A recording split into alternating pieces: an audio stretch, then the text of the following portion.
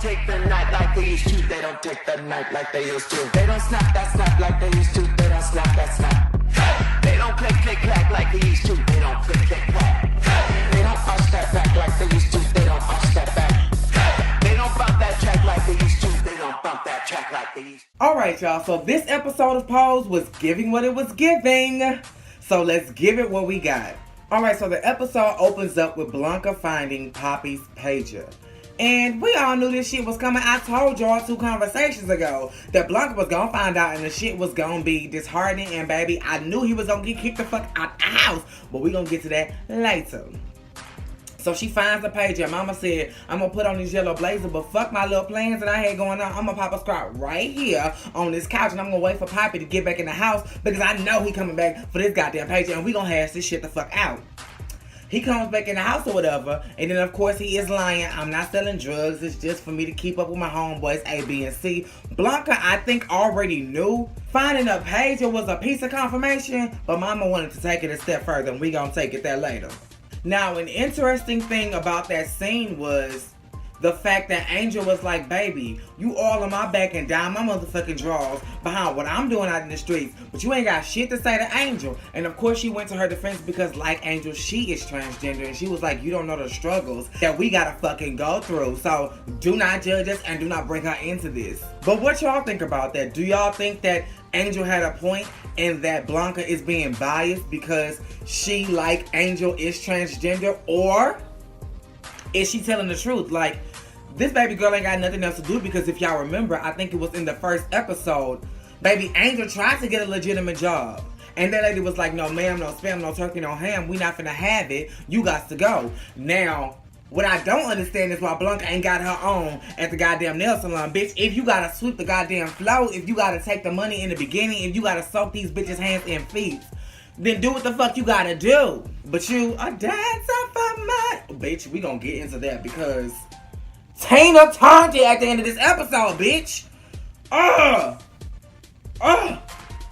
Oh, money well spent, Janet. Janet Mock said on Twitter that she had spent all the budget trying to get this motherfucking song cleared. Bitch, money well spent because, bitch, when I say I was gliding around this, bitch, when Tina had came on, bitch, you just couldn't tell me nothing. Like, I can't even move on. Elektra. Baby, Elektra done got the new pussy. But baby, that raw wrong tussie. Because Mr. Ford was like, Baby, where's your extra hardware? What's going on down here? Elektra like, I'm a full woman, baby. That turned him the fuck off. That conversation they had was really intense and he was like, bitch, I hate you because I love you. You fucked up a good thing. But I don't know. That's a double-edged sword because it's already selfish of you to have this woman kept to yourself. Yeah, you shower her with gifts and money and all of these fancy things, but she don't get to go public with her man, you know? She gotta be a hidden toy, a fantasy. And then all transgender well, not all, because C.S. Madison is perfectly happy with the dick she got. But most transgender women want the full transformation. They want a pussy. So why deprive her of this just to get your kicks? And on Elektra's side, baby, was it worth it? Because you put your thing down and you flipped it, but you have yet to reverse it, mama. Like, it is not happening for you at all. Anyway, let me get back to the story, bitch.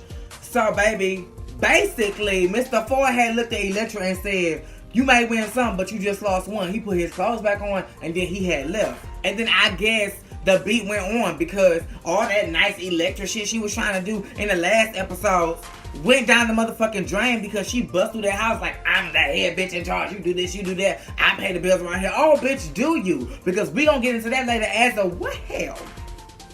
So she do her kids all wrong. She get the snapping and shit. And that's when everything for Elektra really just takes a turn downhill. Baby, the next time we see Elektra, she is getting evicted. Not only out of her house, but out of the penthouse as well, baby. She thought she was going to strut up in that penthouse, baby. The bellhop said, no, ma'am. Mr. Ford then moved on, and I think you should as well. She tried to get around him. Bitch, listen, I know what's going on. And nothing will bring me greater pleasure right now in the 80s than to bust your ass, okay? So, if I was you, I would puss. If that wasn't a big enough heave hove, Bitch, as she was standing there, Miss New Pussy then walked up, boom, cack. I know where I'm going, to the penthouse. Looked at Elektra because she knew what was going on, okay? Maybe this is the penthouse. If you up in this bitch, you only in here for one reason. So I know that you was his previous hoe. And I want you to see that you've been replaced.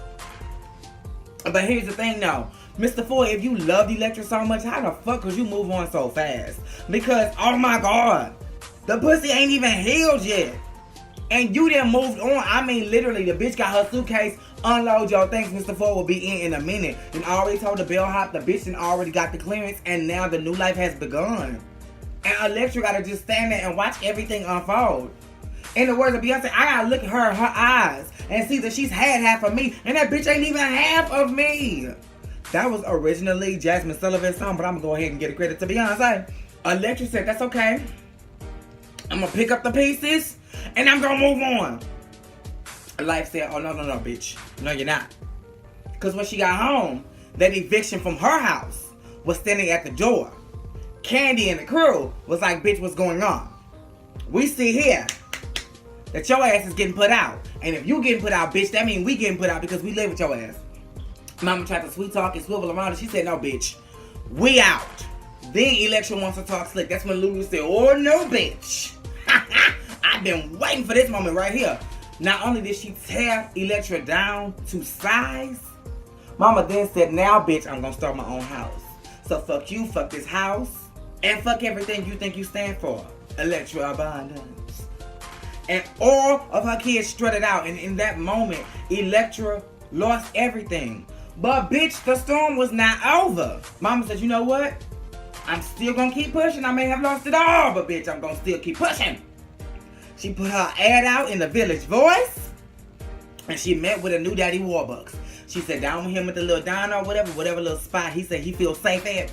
Bitch, they had that little conversation. She rattled off her list of demands, and then he rattled off his. First of all, bitch, this is why I wish I was born in the 80s, because even though I'm a boy and I don't want to be a girl, bitch, I really feel like I had the potential to have the same list of demands and been living the same life Elektra was living. Okay, bitch, niggas don't do that these days. Cause, oh girl, that's a whole nother video. But they don't do that these days.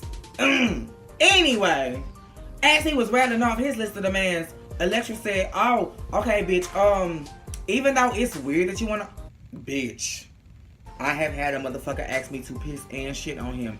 That is not far-fetched, and he was not asking no shit that is just erroneous and do not ever happen, bitch. Niggas want that nasty ass shit done to them. Actually, being peed on is called a golden shower. You better ask R. Kelly. So, Elektra was like, even though I'm not really into that, I really can't do it because I ain't really got the equipment for that. Homie was pissed off and was like, you should have mentioned that in your ad. Now, although he was really straightforward, direct, and left the bitch hanging, at the end of the day, I agree with him wholeheartedly. Why didn't you just say that in your ad? Because honestly, y'all, literally, it may be the wine talking or it may be just my ignorance. But once you change your gender all the way, are you even still a tranny?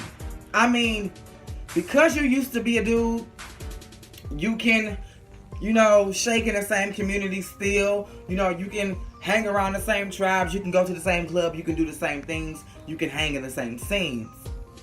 But bitch, you're a whole new caliber of woman now. The niggas you fuck with like chicks with sticks. You don't have one. So, should you just be a regular hoe? Like the bitches on Bissonnette, bitch. Bissonnette, Woodfair. I'm talking Houston, so if you ain't from Houston, you don't know what the fuck I'm talking about. But bitch, Bissonnette, Woodfair, them hoes be kicking it. And I'm talking chicks with sticks and chicks without. Alike, if you know what I mean. And they all be strutting. Now, the risk is, if that nigga find out you used to be a dude, you gonna used to be a person because you gonna be a memory because he gonna kill your ass. But, shit, you get it how you live. Work ain't honest, but it pays the bills. Bump, bump, bump, bump, bump. You get what I'm saying? Now, Blanca versus Poppy. Y'all, when she wanted to know, like I told y'all earlier, she already fucking knew. She just wanted confirmation, and she wanted to know where the fuck he was at. Angel was like, we not giving him up. He family. This is all we got. No.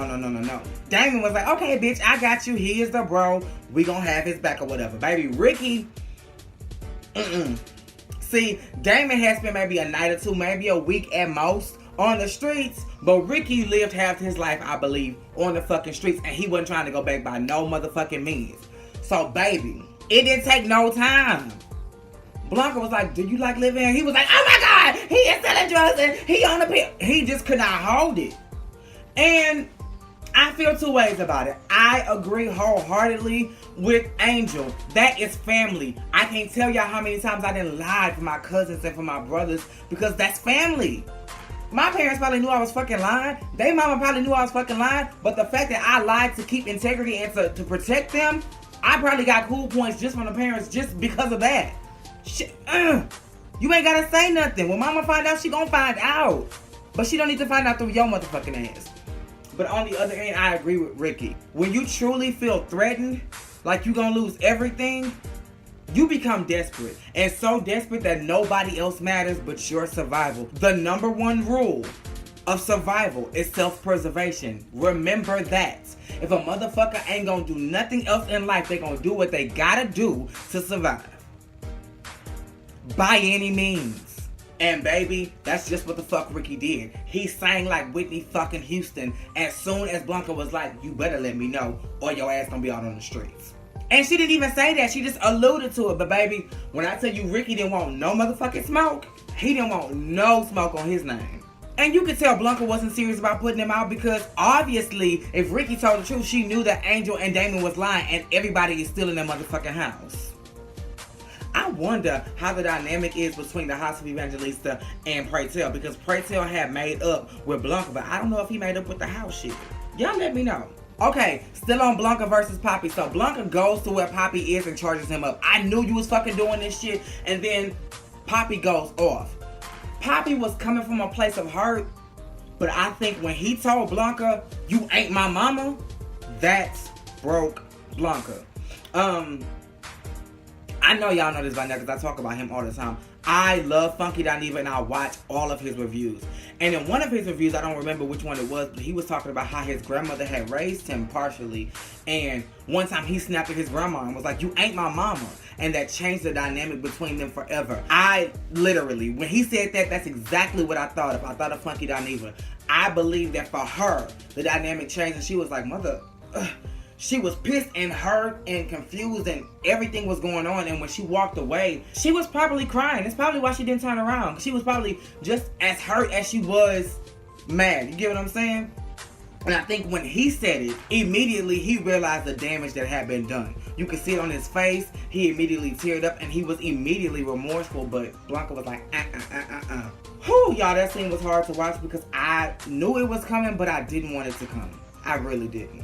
And then Poppy had to come get his shit. Baby, everything was gonna be kosher until Ricky opened up his fucking mouth and was like, peace. First of all, I didn't catch it the first time. I had to watch it again to take my notes or whatever, but y'all hop in the comments and let me know. Was Ricky being condescending with that piece? Because you could have said a whole lot of things. Like, we gonna miss you, bro. Like, man, I'm sorry this had to happen. I'm sorry. But you said peace. Like, I'll see you when I see you type shit. And I want to say so bad, that's why you got your ass whooped, baby. We all saw it. You didn't. Poppy got his ass hospital driven. But still, you know, the boy was hurt, and I really didn't want the fight to happen at all. And then, let me just stay on Blanca and Poppy before I move on to somebody else, so I won't have to come back to them at the end of the episode. Then later on in the episode, they meet up with each other, and basically outside the ball. And I think he went there. Of course, he was meeting up with his new mothers. But I think he wanted to confront Blanca. And he did. He gave her a piece of his mind and basically was like, you know, I got arrested, but I ain't doing drugs no more, which I don't necessarily believe. But baby, that one-way hug told it all. And before she could even put the pieces together in her head and be like, okay, you really acted funny. That's when Angel, his real name is Angel, y'all. I keep calling him Angel. That's when Poppy had revealed, I'm over to the House of Ferocity. I ain't fucking with you no more. And in that moment, Blanca was like, oh no, bitch, I know what you doing. I know what you doing. He only went over there to piss Blanca off. And they only wanted him to piss Blanca off. So, baby, okay. Angel and Stan. That little moment y'all had in the apartment at the beginning of the episode was so beautiful. But baby, when I tell you, Angel was not bullshitting with his ass. She was coming straight with the questions, and she needed fucking answers. Are you divorced? And did you get fired? Baby, listen. I don't know what you saw or what the fuck he told you. You know what? I just answered my own question. What nigga you know gonna tell his girlfriend that he lost a motherfucking fight? Of course he told you he won. But let me be the one to tell you, one of our friends had got me together in the comments, and so I'm gonna in turn get you together. Baby, Stan didn't win that fight. What's his name? I don't wanna wait for our lives to be over. What was that? Bitch, it wasn't Seventh Heaven. Dawson's Creek. Dawson's Creek had beat his motherfucking ass. I mean, he was wrong as fuck for doing it, but he beat his ass, bitch. And yeah. I just wanted to let you know that part. Moving on past that, Stan tells Angel that he wants to experience the ballroom culture. And in that moment, I believe in Angel's head was, I'm in love with him. He the one I've been dreaming of. Y'all remember that? That was from the Parkers. That Go Western episode. Child, that was everything. So then they go to the ball or whatever. And first things first, Angel. You should know this, bitch. Not only are you gay, bitch, but you transgender, so you should know all about it. You never leave your man alone, bitch. You should listen. Unless it's a group of people and you leave your nigga with trusted individuals, you don't leave your man alone, bitch. We pee together. We drink together. If we want to go outside and smoke, we gonna go outside together. Whether we both smoke or not, bitch. We are together because I don't trust these shiesty ass hoes. And as you can see, I was obviously on to something because as soon as the bitch Tootsie rolled right off the goddamn staircase and went down to the goddamn bar, boom and cack. Not one, but two motherfucking thirsty ass hoes. No, ma'am. No, ma'am. No, ma'am. And I think y'all was on to something with calling this category the category of bizarre, because that's exactly what that experience was for Stan. Baby, he was looking around like, where in the fuck am I? He was uncomfortable. He was scared. He felt out of place. And I don't believe they hated him. I believe you hated the experience. You liked her, but when you stepped into her world, you was like, whoa. That's like saying, I love fried chicken, bitch. I love it. But I do not want to go with you to the farm to cut their motherfucking head off and prepare them for the goddamn... No, ma'am. Just give me the chicken already prepared, cooked, and crisp. And that's what he wanted. He wanted a prepared, cooked, and crisp ass bitch. He don't want to go to the factory to see how you made. No, ma'am. And when he thought he did... So, baby, y'all outside and Angel with her truck. First of all, bitch, there must have been some other categories because I know for damn sure Angel didn't walk in Bazaar, and I know for damn sure if she did not win, okay? So, it must have been another category. So, then they outside talking or whatever, and Stan basically said, I know you like to walk, but bitch, I like to step, and that's exactly what I'm about to do, bitch. I'm about to step to the left. I can't do this shit no more. I thought it was fun, but it ain't, bitch. And he was out. Now... Candy and Lulu.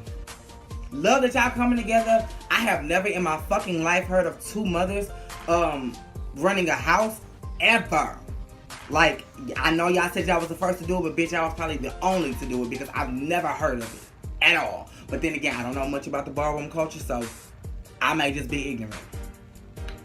But bitch, Ferocity? Y'all couldn't think of nothing. I would have gone with Fabulosity, bitch, over Ferocity. Like, I just don't like the name. I guess it's gonna have to grow on me. Because honestly, when the first episode came, I didn't like the word abundance. I didn't like how abundance being the last name. Evangelista is so fucking cunt. But I did not like abundance. But now it's grown on me. So maybe Ferocity will as well. Blanca and the teacher.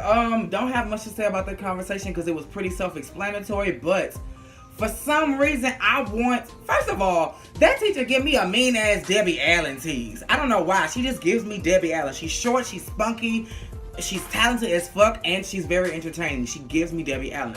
But I want to see that teacher integrate herself into the ballroom scene. Bitch, turn it one of them nights and give them what they need. I know Damon would go up seeing his teacher in the ballroom, saying to introduce her to Ricky and the family. Like, I would just love, because it seemed like you already attaching yourself to the house of Evangelista because you have a bond with Blanca that is really just remarkable. So, shit, do it too. And last but not least, the closing scene, baby. After Stan had said what he said to Angel, he left her with memories and a motherfucking mink. And that's all she had to live off of. And she had to pack her little hefty bag, go back home. But I want to know this. Why did she choose the streets over the peep show? Why didn't you just go back to the peep show and make your money honestly? Was it not enough for you? Or what? Because that's where, maybe because she got a pussy. And because I was about to say, because Electra went to the peep show and she didn't go to the streets, but then again, like I just said, if she would have went back to the streets, she probably would have got little to no work or would have ran the risk of probably being hurt or killed because you ain't what I want, you know? But the moment that I have been waiting for this entire goddamn review, I'm your private dancer for money, do what you want me to do.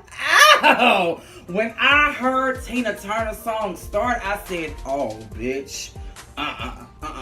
Y'all nominated everybody else for Emmys. The bitch that created this goddamn soundtrack for this season 1 needs a fucking award. I don't give a fuck what it is. We can get this bitch a Nobel Peace Prize for all I care. Award this bitch. Oh my God, it was just perfect. It was perfect. And I was just like, oh girl, that did my soul justice. And y'all, that was the episode. I cannot wait for the season finale next episode. And thank you to my friends that got me together, because I really thought this past episode was the season finale and I was brokenhearted. But we got one more. And yeah, same place, same time.